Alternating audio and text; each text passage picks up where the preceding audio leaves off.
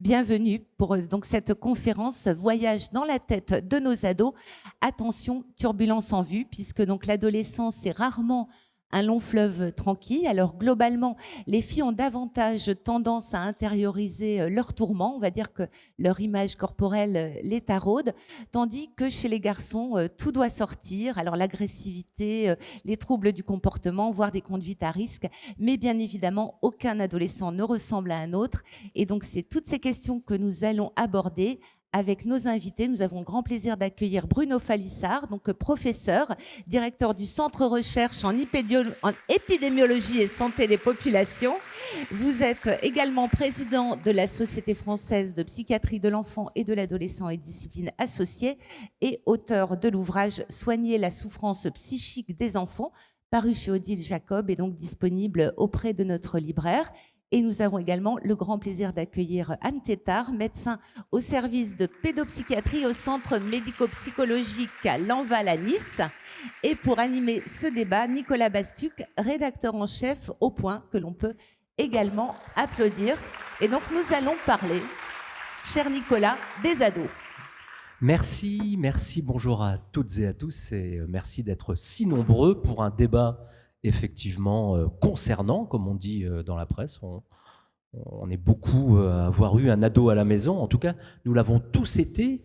Alors, on entend et on lit beaucoup de choses sur les adolescents qui iraient très mal, avec une hausse des symptômes dépressifs, des sujets anorexiques de plus en plus précoces. Et vous, professeur Falissard, vous nous dites, j'espère ne pas trahir votre point de vue, ils ne vont pas si mal que cela, qu'on le dit.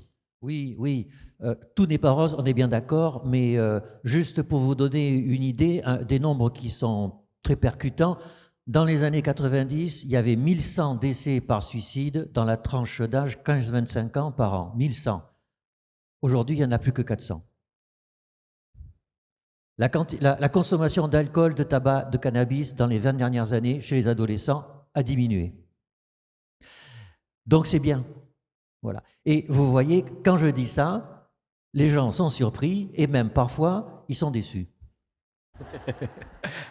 On voudrait qu'ils aillent mal à ce point et ça n'est pas le cas. Alors, néanmoins, depuis 2015, il y a une inversion de tendance, une augmentation des tentatives de suicide et des suicides, en particulier chez les adolescentes et chez les jeunes femmes. Et donc ça, c'est inquiétant, une augmentation de 30 à 40%. Pourquoi? Ça, c'est plus compliqué. Mais donc, vous voyez, c'est un verre à moitié vide et à moitié plein. Voyons aussi le verre à moitié plein. Alors, docteur Tétard, vous confirmez ce diagnostic. Comment vont les adolescents que vous recevez dans votre consultation ici à Nice? C'est vrai que du point de vue du CMP, on accueille les adolescents qui demandent de l'aide. Alors, CMP, centre médico-psychologique. Psychologique. Hein. Et du coup, c'est toute une équipe au chevet des enfants, des adolescents. Et on accueille du coup la plainte de ceux qui vont moins bien. Et on a noté une très grande amélioration, une très grande augmentation dans les dernières années de la demande. Donc, c'est la part de ceux qui vont moins bien. En même temps, ils peuvent demander de l'aide. Donc, c'est cette opportunité. Mais c'est vrai qu'il y a une grande augmentation de la demande d'aide, une grande augmentation des passages aux urgences. Donc oui, moi je vois cette part-là depuis le soin et où on est en difficulté parce qu'on n'a pas forcément la réponse possible au niveau des équipes qui n'ont pas augmenté depuis autant que la demande. Alors ce que vous dites, c'est que le vécu émotionnel des adolescents s'est dégradé et que ça n'a pas forcément à voir avec la psychiatrie au sens strict. Je vous vois opiner, professeur Falissard. Oui. Est-ce que vous partagez, parce que c'est le docteur Tétard qui dit ça? Oui, oui, bien sûr, je suis tout à fait d'accord. D'ailleurs, les études le montrent.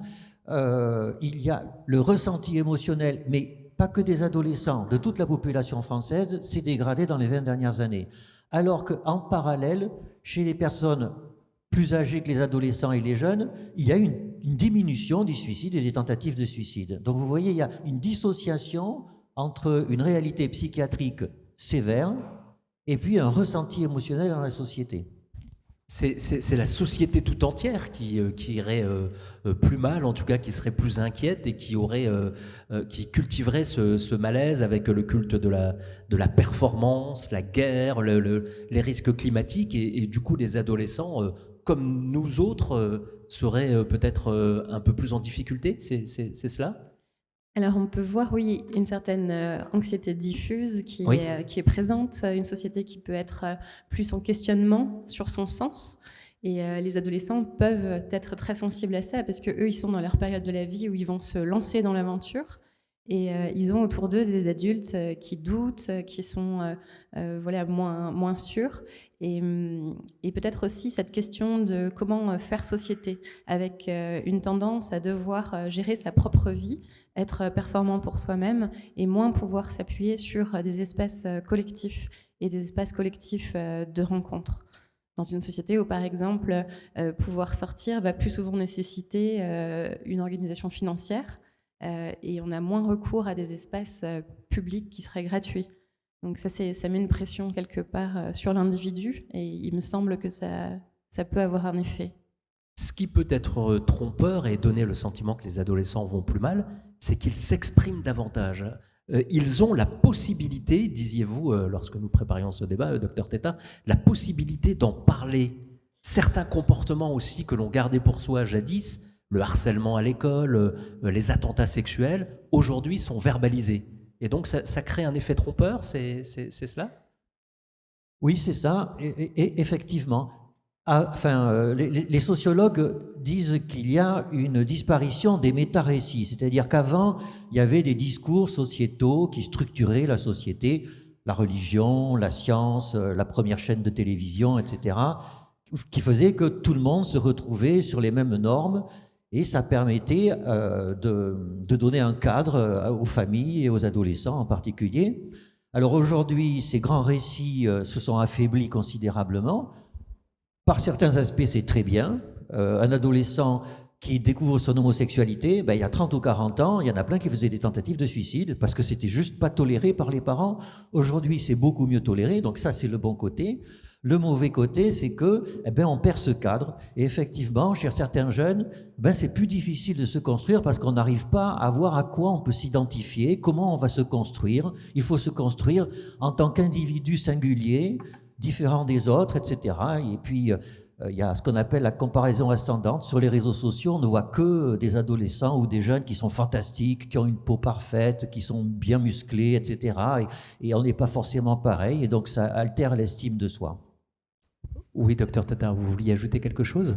Oui, qu'il y a peut-être cette question de crise qui est à voir aussi dans son sens positif, c'est-à-dire qu'effectivement, il y a des adolescents qui vont mal, qui demandent des soins, qui font des passages à l'acte, mais c'est vrai qu'il y a vraiment cette opportunité de se dire c'est quelque chose qui sort de ce qui est caché. Et du coup, c'est une opportunité de le résoudre. Et on discutait tout à l'heure de cette évolution de notre société qui peut aussi aller vers du mieux, mais ça nous coûte quelque chose.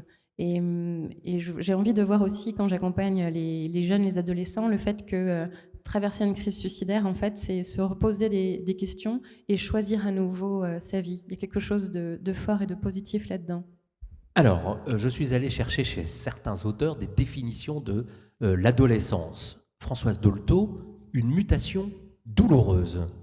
Dolto toujours, comme une seconde naissance, mourir à l'enfant qu'on était. Et puis Winnicott, votre illustre confrère britannique, une mutation à haut risque.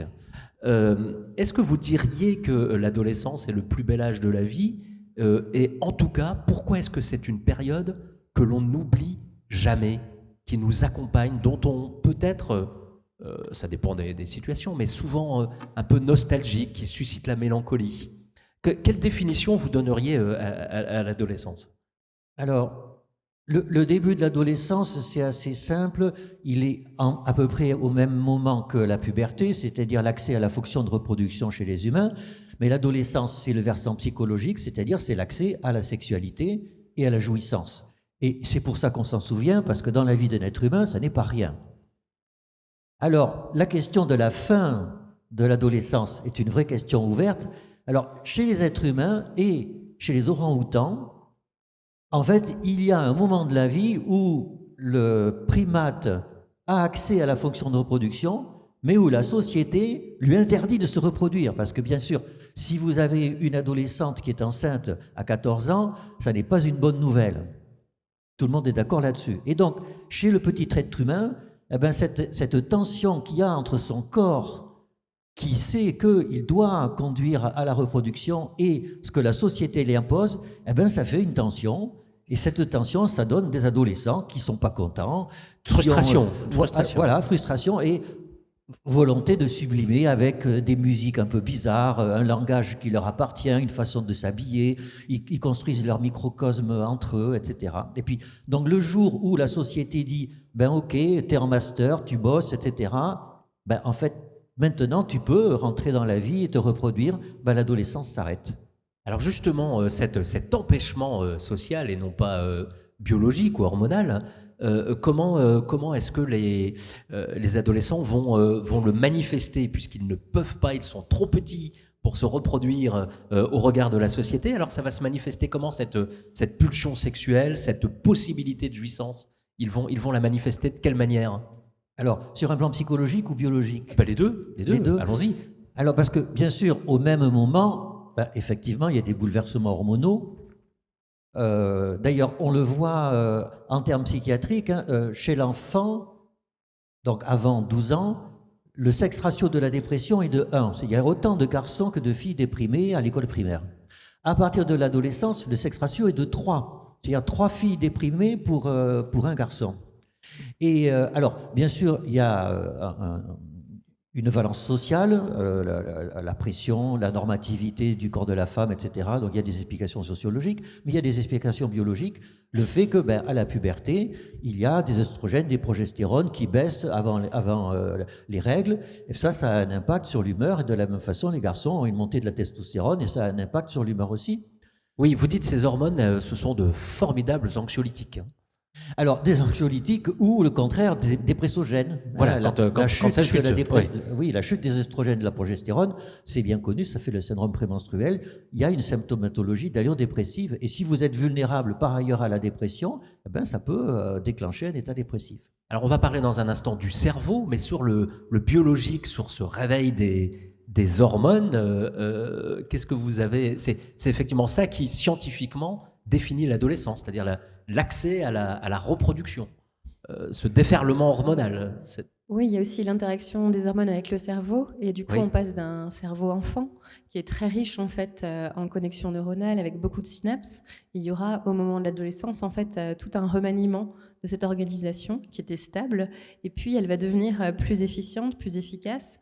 Mais à la fois, elle va être progressive, et du coup, la partie du cerveau qui permet de gérer l'action et d'avoir un contrôle inhibiteur est celle qui sera la dernière à maturer. Donc, il y a aussi tous ces écarts et ces à-coups qui peuvent être induits par les hormones sur le fonctionnement cérébral et la gestion des émotions et du comportement. Avec tout un tas de transformations l'on connaît bien, la voix qui mue chez les garçons, les seins qui poussent chez les filles, les poils qui envahissent certaines parties du corps, et ça a un impact. Les ados souvent ne savent pas quoi faire de leur corps, qu'ils ne reconnaissent plus. Bien sûr, quand on prend 10 à 20 cm en quelques années, on appelle ça une modification du schéma corporel.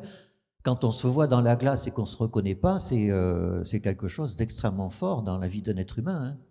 Alors, tout démarre dans le cerveau, dans l'hypothalamus, précisément. Alors, Winnicott disait une mutation à haut risque, et vous, docteur Tétart, vous dites un grand remaniement cérébral. On n'est pas très loin, d'ailleurs, dans la définition.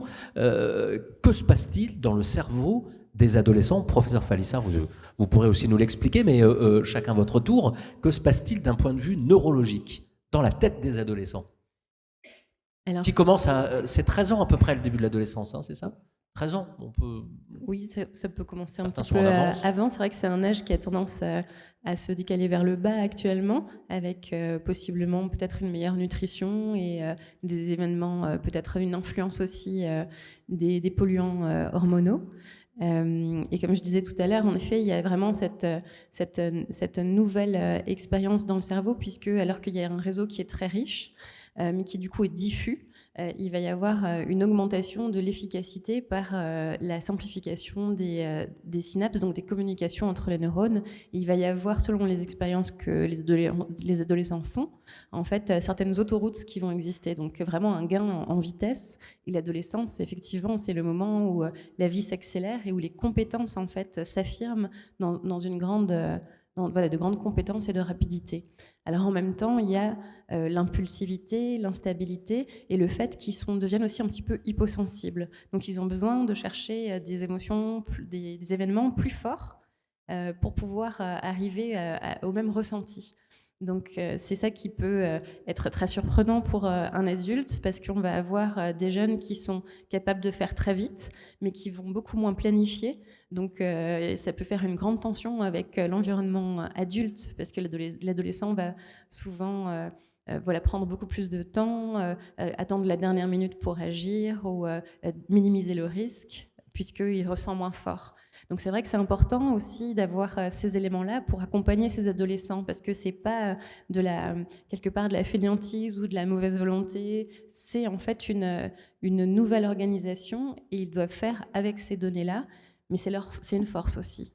Alors, mutation du système limbique, m'expliquiez-vous, professeur Falissard, au détriment du cortex préfrontal. Alors, ça veut dire quoi dans les effets? Oui, alors, il faut toujours se méfier un petit peu quand on fait un lien entre ce qui se passe dans le cerveau et ce qui se passe dans la vie psychique d'un être humain. Ces liens existent, bien sûr, mais aujourd'hui, souvent les interprétations sont un peu abusives. Néanmoins, après avoir pris ces précautions, il y a un relatif consensus pour dire effectivement ce que tu viens de dire tout à fait, et que ces remaniements, en fait, sont pas synchrones entre les parties superficielles du cerveau, notamment le cortex préfrontal, où c'est là que on a notre raison, notre façon de penser et d'anticiper, d'être sage. On peut appeler ça comme ça. Et puis les zones plus profondes, donc le système limbique, en particulier les amygdales, qui sont plus sur la vie émotionnelle, avec de l'impulsivité, etc. Et en fait, le système limbique mature plus vite que le cortex frontal. Comme le disent les neurobiologistes, un adolescent, en fait, on lui donne la pédale d'accélérateur sans la pédale de frein. Et ça correspond à peu près à ce qu'ils sont. Et donc, il faut attendre quelques années pour que le cortex frontal mature et que la pédale de frein existe aussi et qu'on puisse s'engager dans une vie un peu apaisée. Et alors, les effets, quand même, dans le comportement, la vie psychique, ce serait, le docteur Tétard le rappelait à l'instant, une prise de risque plus grande, moins de conscience du danger, la recherche de sensations fortes, de plaisirs immédiats, une forme d'insouciance. C'est ça ça se traduirait comme ça, ces mutations neurologiques? Oui, bien sûr. Alors, bien sûr, le fait d'avoir une vie émotionnelle plus forte et d'avoir moins de réflexivité, de réflexion pour pouvoir freiner cette recherche de vie émotionnelle, ça va conduire vers la recherche de sensations. Mais là, on biologise. Mais il faut voir aussi que l'adolescence, c'est l'apprentissage d'une vie autonome, donc c'est rechercher l'autonomie, donc la prise de risque. Et donc, il n'y a pas que la biologie, c'est vraiment un ensemble qui fait que l'adolescent, par construction, va prendre des risques. Mais la bonne nouvelle, c'est que nos adolescents d'aujourd'hui prennent moins de risques que les adolescents d'il y a 30 ans. Il y avait beaucoup plus d'accidents de la route, beaucoup plus de conduite à risque en général, en particulier la prise de préservatifs. Donc là aussi, ça va pas plus mal qu'avant. Alors, on observerait une diminution de matière grise et une augmentation de matière blanche dans ce remaniement. Est-ce que vous confirmez et qu'est-ce que ça veut dire? Peut-être oui, c'est la matière blanche, c'est vraiment pour pouvoir aller plus vite. C'est la partie communication. Et du coup, il y a une diminution du nombre des synapses et des neurones, mais pour aller vraiment sélectionner ceux qui sont utiles, opérants. Et quelque part, c'est un peu comme si dans une forêt, on faisait un peu d'élagage, on navigue beaucoup, beaucoup plus vite. Donc c'est vrai que ça, c'est ce que vous décrivez, c'est ce qu'on verrait à l'imagerie, en fait, au fil du temps chez un adolescent qu'on suivrait. Alors, de manière très péjorative, on dit souvent que l'adolescence, c'est aussi l'âge bête, avec des formules qu'on ne comprend pas, des attitudes un peu pataudes. D'où ça vient, cette expression? Et c'est tout sauf un âge bête, si j'ai bien compris. C'est l'âge des grands remaniements, des grandes transformations, d'une forme d'idéalisation. Pourquoi est-ce qu'on dit ça? Alors, d'abord, effectivement, c'est faux. Oui. C'est factuellement faux. Oui. Après, on a beaucoup à apprendre de nos ados. Ben, vous savez, je pense qu'on est jaloux des adolescents. Que nous ne sommes plus. Ben oui, parce que, soyons honnêtes, le corps d'un être humain, il est le plus beau entre 16 ans et 25 ans. C'est là que, et d'ailleurs, la nature le fait exprès. Si c'est le moment où on doit se reproduire, c'est le moment où le corps est dans son épanouissement total. Et donc, quelque part, on les envie d'avoir cette énergie, cette libido, etc. Et donc, on leur trouve plein de défauts, on les traite de crétins en ce moment, etc., parce qu'ils sont sur TikTok et compagnie. Je ne dis pas que c'est forcément tout ça est très bien, mais ils ne sont pas comme on dit qu'ils sont. Oui, moi j'y voyais aussi la question que pour l'adulte, l'adolescent émerge et devient plus autonome et quelque part vient essayer de trouver ses manières de communiquer pour se démarquer de celui du langage de l'adulte. Et du coup, il y a une grande liberté du côté de l'adolescence, c'est ce langage qui est entre ados, qui exclut l'adulte. Et peut-être là, on est souvent un petit peu vexé. Et en même temps, il y a vraiment cette prise de pouvoir et cette puissance adolescente. Donc, je rejoins mon collègue, en effet. On est un peu, sans doute, jaloux d'être exclu comme ça tout d'un coup, alors que l'enfant écoutait et puis communiquait en nous copiant. Alors effectivement, c'est tout à fait le sens de ma question. L'instinct, il y a des comportements quand même un peu qui peuvent nous désarçonner. Cet instinct grégaire, cette nécessité d'être ensemble, mais pas avec les adultes, hein. Des signes vestimentaires, une forme de langue. Je comprends pas ce que tu me dis, c'est gênant. Enfin voilà, il y a chez les adolescents des signes distinctifs comme ça, comme s'ils voulaient aussi nous faire comprendre que nous n'étions pas tout à fait de leur monde, ou nous n'étions plus tout à fait de leur monde. Il me semble qu'il y a quelque chose qui se partage en effet entre adolescents pour pouvoir s'affirmer et s'affirmer en groupe, avoir un nouveau sentiment d'appartenance et pouvoir se décaler. Oui, c'est-à-dire, bon, les humains sont des primates avec un niveau de sociabilité extrêmement important. Et donc ça s'apprend. Et parce qu'un enfant, sa socialisation, il l'a avant tout avec ses parents, et il l'a dans la cour de récréation, mais ses parents structurent sa socialisation. L'adolescent apprend à construire sa socialisation, et donc il va l'apprendre en construisant son microcosme. Ils apprennent leur socialisation entre eux. Et c'est pour ça qu'ils sont en fait beaucoup plus normés que nous, par exemple, en termes de tenue vestimentaire, en termes de réseaux sociaux sur lesquels il faut aller, en termes de musique qu'il faut écouter. Il y a des normes très strictes qui construisent leur socialisation et donc qui nous mettent à l'écart. Alors, la relation aux parents, c'est l'âge d'un profond paradoxe, m'expliquez-vous, docteur Tétard, à la fois avec un besoin viscéral de se détacher, de s'affranchir, et en même temps un besoin des parents, une tension entre une forme de dépendance infantile et d'indépendance adulte. Et vous aviez cette belle formule, les parents doivent rester un port d'attache, un phare dans la nuit, être présent sans trop en faire. Alors justement, comment agir avec nos ados et comment gérer ce paradoxe? Ils ont besoin de nous, mais en même temps, ils nous rejettent un peu d'une certaine manière.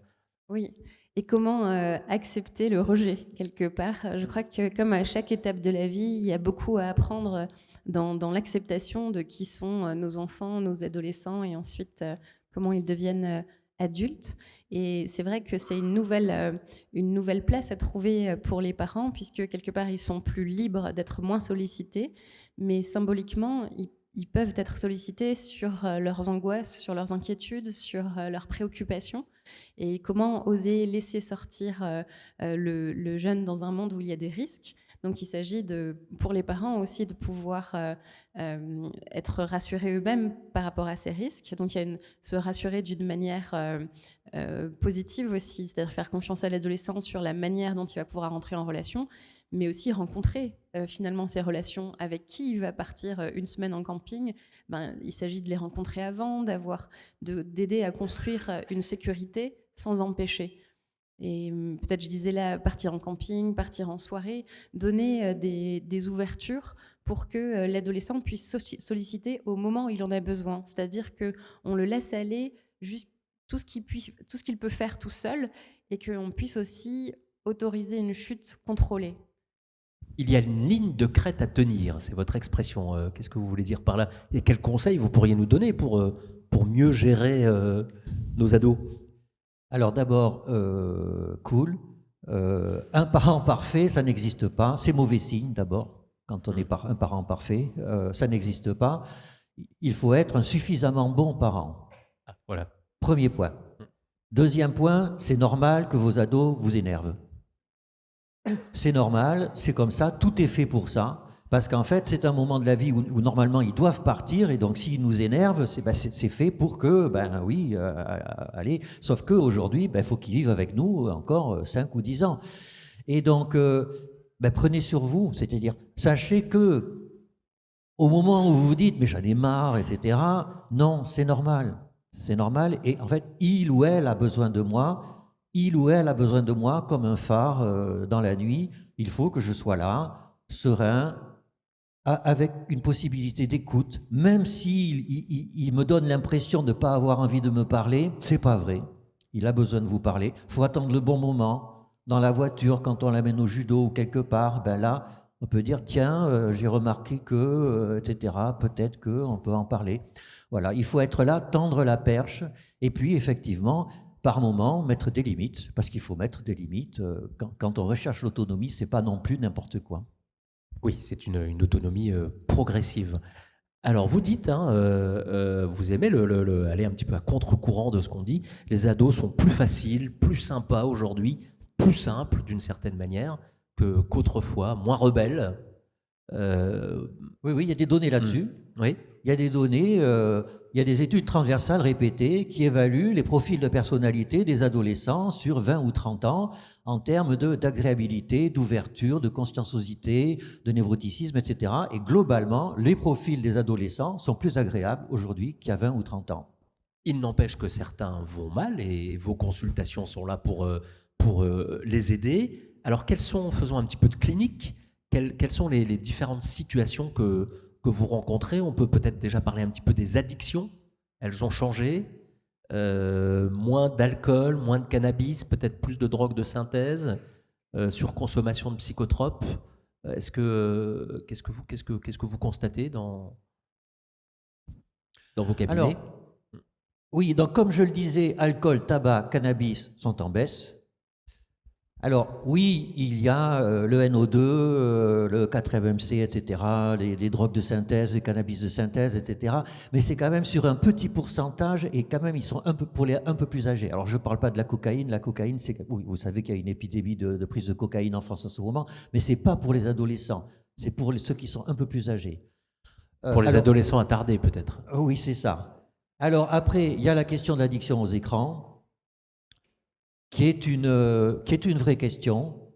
Vous savez que dans les nomenclatures internationales, on hésite à prononcer le mot addiction parce qu'on n'est pas addict aux écrans, on n'est pas addict à TikTok comme on est addict à la cocaïne. C'est quand même pas la même chose. Néanmoins, il y a des situations cliniques où il y a des jeunes qui passent 6 heures sur TikTok par jour et qui ne peuvent pas s'empêcher et qui souffrent. Et c'est surtout ça le problème, c'est qu'ils souffrent de ne pas pouvoir arrêter. Donc oui, c'est un souci, mais à choisir, vous savez, quitte à interdire quelque chose en France, moi je préférais qu'on interdise le tabac aux jeunes plutôt que les écrans. Les tabacs tuent des dizaines de milliers de personnes tous les ans. Et on commence à l'adolescence, le tabac. Sur les écrans, je sais que c'est un sujet qui vous passionne. Ça pourrait faire un débat en soi, mais 2 mots quand même là-dessus. Oui, de pouvoir discerner quand est-ce que les écrans peuvent servir, être des outils, comme on le disait tout à l'heure, être des opportunités de socialisation, et puis les moments en fait où ils viennent combler et cacher quelque chose de la souffrance, et à ce moment-là, ils vont contribuer plus à un enfermement, et ils peuvent avoir, par ce plaisir à court terme, ils vont continuer d'inhiber la possibilité de recherche vers l'extérieur. Pour ce qui est plutôt des ados, et c'est vrai que voilà, il y a cette ambivalence. C'est un espace, l'espace numérique en fait, qui est complexe, c'est-à-dire qu'il y a des espaces de sécurité, de découverte, de rencontres, et puis il peut y avoir des espaces plus obscurs de prise de risque, notamment toutes les insultes ou toutes les toutes les violences qui peuvent se passer par ce biais-là. Donc il s'agit de voir que c'est pas tout blanc ou tout noir effectivement, mais qu'il y a nécessité absolument d'en parler. C'est-à-dire que c'est peut-être nouveau, on pourrait dire, dans la consultation, parce que quand j'ai commencé mes études, il n'y avait pas encore de smartphone, donc il n'y avait pas cet espace-là. Et maintenant, c'est vrai que c'est une question à poser finalement aux jeunes. Qu'est-ce qui se passe sur ton smartphone ? Qu'est-ce qui t'intéresse ? À quoi tu t'occupes ? Et c'est vraiment un espace d'attention et d'exploration qui est très important. Parce qu'il peut se passer de très belles choses et puis ça peut être des lieux de souffrance aussi. Autre trouble, mais nous ne sommes pas très loin des addictions, ou l'addiction au rien, ou l'addiction au trop-plein, ce sont les troubles alimentaires, hein. Ça aussi, ce sont des maladies, hein, je pense à l'anorexie, la boulimie, qui touchent, qui frappent en particulier les adolescents, et c'est très difficile d'en sortir, et ça peut parfois, malheureusement, se terminer de manière tragique. Avec là, dans mon expérience de consultation, en effet, le fait que ces troubles du comportement alimentaire arrivent plus souvent chez la jeune fille, beaucoup plus, 1 pour 10 à peu près, voire 1 sur 20. Et actuellement, ce qu'on peut observer, c'est qu'il y a des formes prépubères aussi. Donc, avec la puberté qui peut commencer, une phase préadolescente vers 8-9 ans, c'est vrai que ce sont des troubles qui peuvent survenir plus tôt. Le service universitaire ici à Nice a aussi observé qu'il y avait cette part post-traumatique, c'est-à-dire que dans l'après-coup de l'attentat de Nice, il y a eu une recrudescence de troubles du comportement alimentaire, de type anorexique notamment. Et il y a cette question possiblement du contrôle, du fait de reprendre le pouvoir sur la vie, de maîtriser quelque chose qui pourrait être peut-être une piste. Et puis, mais en tout cas, c'est important cet aspect. Comme le disait Bruno Falissard tout à l'heure, il y a cet aspect aussi du corps adolescent qui peut être idéalisé. Il peut y avoir la pression à travers les médias, les réseaux sociaux. Et c'est aussi une manière pour l'adolescent d'exprimer, de gérer en fait cette pression-là. C'est une prise en charge difficile, hein, les troubles du comportement alimentaire, non ? Il n'y a pas de protocole miracle, hein. Non, il n'y a pas de protocole miracle. Et d'ailleurs, ce qu'on dit aux jeunes collègues quand ils commencent à s'occuper de patientes qui ont une anorexie mentale, il faut apprendre l'échec. Ça va rater 1 fois, 2 fois, 3 fois, 4 fois, et à la 6e fois, ça marchera. Avec une même jeune patiente, vous Avec voulez dire ? même patiente. Oui. Avec la même patiente. Il y a toujours des rechutes, etc. Mais vous voyez, on a souvent tendance à penser que les troubles psychiatriques, c'est grave, etc. Mais enfin, c'est quand même pas pareil qu'un cancer. Une patiente anorexique hospitalisée, son pronostic vital est le même qu'une patiente du même âge qui a une maladie de Hodgkin, qui est une forme de leucémie. Donc l'anorexie mentale, dans ses formes sévères, c'est une maladie gravissime qui met en jeu le pronostic vital. Et l'adolescence, la fin de l'adolescence, c'est aussi malheureusement pour certains sujets l'entrée dans la psychose, dans la schizophrénie. C'est aussi à cet âge clé que les choses se passent. Est-ce qu'il y a des signes qui doivent alerter ? Est-ce qu'on peut empêcher cette entrée ? C'est une question, j'imagine, difficile, mais qu'est-ce qu'on peut en dire ? Oui, nous avons partagé, je crois d'ailleurs, un moment au dernier congrès européen sur la complexité de pouvoir identifier en fait des facteurs prédictifs, de savoir qui va devenir psychotique à l'âge adulte, parce qu'il y a effectivement des moments psychotiques à l'adolescence, qui est une période de vulnérabilité, mais qui ne sont pas forcément des indices suffisants pour savoir s'il va y avoir un trouble effectif à l'âge adulte, et ce qui ne résumerait pas, qui ne permettrait pas de trouver non plus l'ensemble des personnes qui auront ce type de difficultés à l'âge adulte. Donc c'est vrai que c'est une période où j'aime bien accompagner les jeunes sans jamais enfermer dans un diagnostic, parce que c'est une période de grands changements, et que ce changement peut être à certains moments pourvoyeur d'expériences extrêmes, comme des moments psychotiques, mais qui ne signifie pas forcément, si le jeune arrive à se restructurer ensuite, que ça va perdurer. Ce sera peut-être une certaine vulnérabilité, mais je crois qu'en effet, le moment adolescent est très singulier et il est important autant d'accompagner l'adolescent, parce que parfois j'ai des parents qui disent bon, c'est juste l'adolescence, il est enfermé dans sa chambre toute la journée, il voit plus ses copains, c'est l'adolescence. Non, c'est la souffrance, il est important de la mesurer, mais peut-être aussi de voir que c'est un moment où il y a encore beaucoup de changements à venir et que c'est une période de malléabilité. Mais la malléabilité, elle est d'autant meilleure qu'il y a de l'aide et qu'il y a de l'ouverture, il me semble. Oui, professeur Falissard, vous voulez dire un mot là-dessus sur la psychose, la différence entre épisode psychotique, si je vous ai bien compris, et puis véritable entrée dans la maladie. On a des statistiques, on a des données là-dessus. Ben, les statistiques déjà disent qu'on a dit des bêtises avant. Par définition, avant, la schizophrénie est une maladie qu'on avait à vie.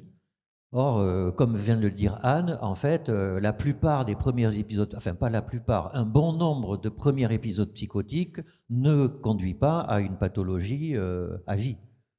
C'est faux. Donc ça, c'est important de le dire parce que ça donne des espoirs aux familles et aux patients. Après, je pense que la psychose et la schizophrénie, c'est encore un grand mystère.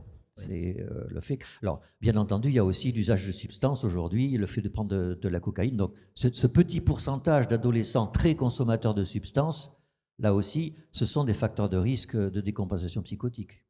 Je ne sais pas du tout où on en est aux questions timing. J'aurais peut-être une dernière question. Une dernière question, Nicolas. Une dernière question à poser à nos invités avant de faire circuler la parole dans la salle.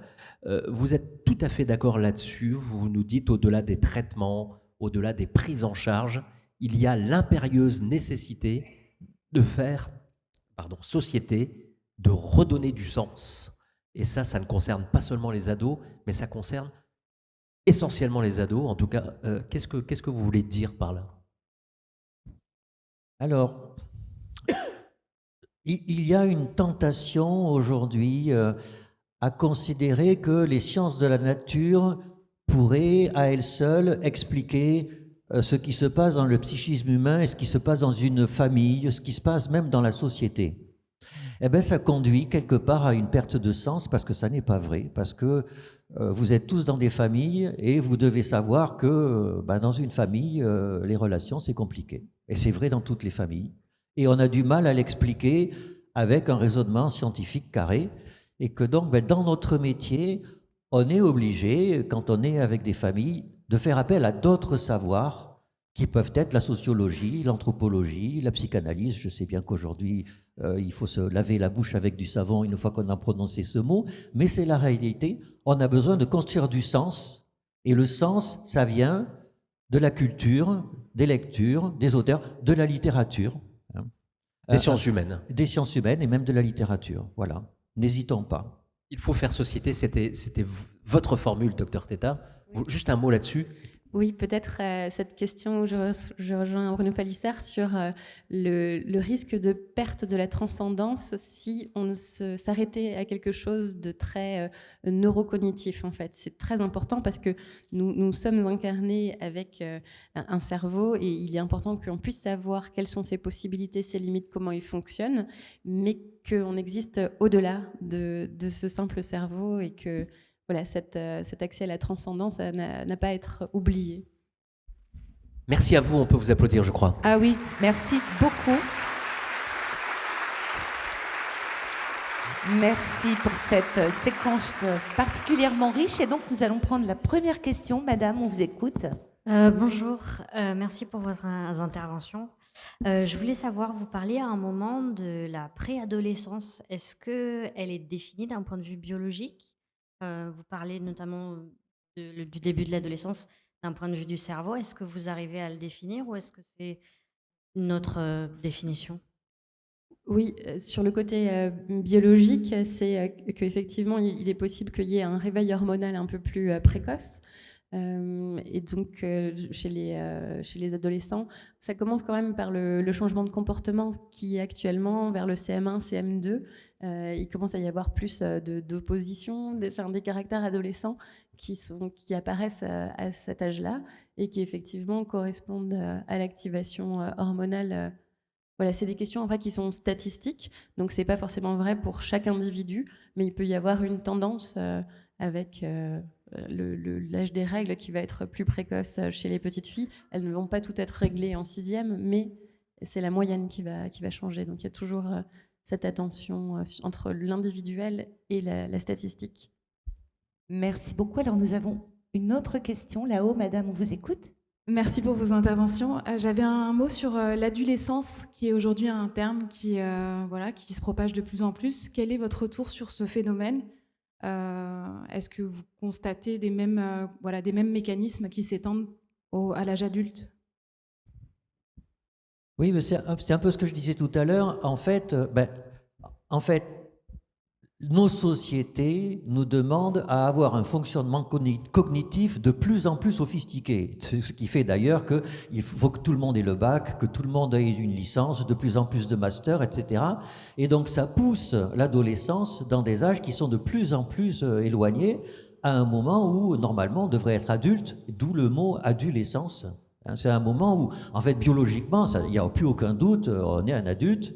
Mais en fait, on continue à aller à l'école, on continue à vivre chez ses parents, et donc c'est une injonction paradoxale entre le corps et l'injonction sociale. Merci beaucoup. Alors, il nous reste 3 minutes. Si vous avez une question. Oui, madame. Bonjour, merci de vos interventions. Je voudrais simplement savoir quel doit être le comportement d'un jeune adolescent lorsqu'il est victime de harcèlement scolaire. Alors, l'accompagnement est très important en cas de harcèlement scolaire. Et il y a plusieurs manières d'accompagner le jeune. C'est important déjà que la parole puisse se libérer, qu'il puisse être entendu. Donc, c'est une première chose. Ensuite, votre question, comment est-ce que lui doit se comporter ? C'est un axe parfois de travail et d'accompagnement, c'est de permettre à l'individu qui a été victime, qui a été blessé, de retrouver sa capacité à répondre et à redevenir sujet dans son quotidien. Donc c'est vrai que ça fait partie de l'accompagnement psychothérapeutique, de pouvoir restaurer cette capacité, parce que parfois la personne qui se fait insulter va pas oser répondre parce qu'elle aurait envie de frapper, parce qu'elle aurait envie de hurler, et elle va beaucoup s'inhiber. Et ensuite on voit que ça suscite beaucoup d'angoisse chez les enfants, chez les adolescents. Donc c'est tout un travail. Après, pour des proches, je crois qu'il y a besoin de continuer à avoir confiance, à consoler et à encourager. Merci beaucoup. Nous allons prendre la dernière question, madame, de l'autre côté. On vous écoute. Oui, bonjour. Bonjour. Je voulais savoir ce que vous pensez des parents qui géolocalisent leurs adolescents déjà majeurs. Bon, ils doivent évoluer normalement, bien sûr, mais est-ce que c'est normal que les parents les géolocalisent, pardon, excusez-moi. Oui, on appelle ça les parents hélicoptères, comme ils sont au-dessus. Donc c'est très étudié dans la littérature. Alors oui, je pense que vous avez formulé la réponse dans la question. Comme l'adolescence est un moment d'apprentissage de l'autonomie, il faut qu'il y ait un minimum d'autonomie. Et la géolocalisation, c'est pas de l'autonomie. Alors après, on est bien d'accord, c'est quand même sécurisant par moment de savoir où ils sont. Et là, encore une fois, c'est la question du compromis et d'en discuter. De dire, ben voilà, moi, tu veux un smartphone, d'accord, qu'est-ce qu'on va en faire, comment, et à quel âge je ne vais plus géolocaliser, etc. C'est toujours pareil. Vraiment, les mots-clés, c'est discuter et parfois même écrire un contrat en disant, ben voilà, je m'engage à ça, tu seras libre là, etc. Merci beaucoup. On peut vous applaudir tous les trois. C'était passionnant.